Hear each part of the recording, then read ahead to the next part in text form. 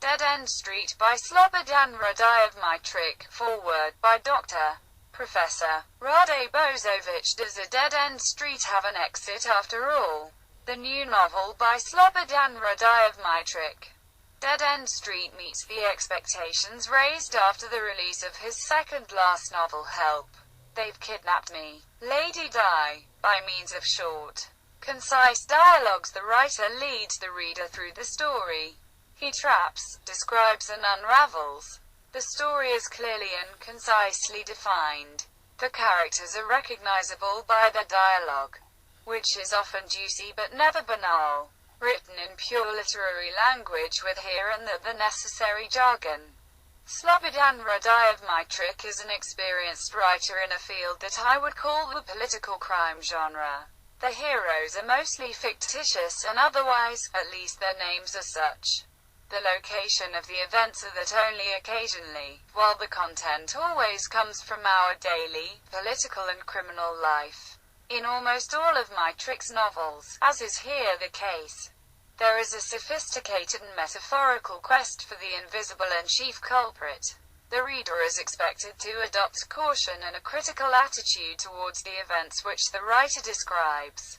Instead of excitement, which police novels usually offer, this one also suggests, like all his other novels, a deceptive hope that whoever reads it will see the presupposed moral side of the novel. Its gentle yet strong message, "Wake up people, this takes place in our surroundings." So also here in this novel the terrible and, for a normal person, incomprehensible murder of filmmaker, artist and columnist Theo van Gogh. A crime that reminds me of the recent murder of Santa Claus in Tajikistan. The content of the novel leads us, after the description of the actual events, to think seriously about the presence of more and more radical believers among us, who do not shy away from senseless violence and murder. The world has become a strange place. In some countries, even in the democratic West, they know how to sentence outsiders for a verbal offense, which although pronounced was not implemented in the East, unfortunately, especially with Muslims. They can therefore not just plain kill you, but even cut your head off. As if there is a difference between these two crimes. Neither of them, not in the West nor in the East, is good. And that is brought in a convincing manner to our attention by this short, fast-moving, sharp and interesting novel with the metaphoric title Dead End Street.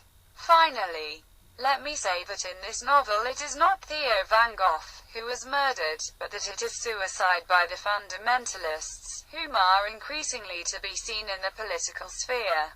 As if many of them have switched from the religious sphere. This novel urges us to think about whether we have come to the end of a dead-end street, or whether, despite everything, there is still a ray of hope. If we would have no hope, we would not live, right? Those reading Dead End Street will, I hope, find an exit. Politicians and clergymen will face a tougher task. They are found, I am afraid, in dark, narrow and mysterious alleys. Dr. Professor Rade Božović.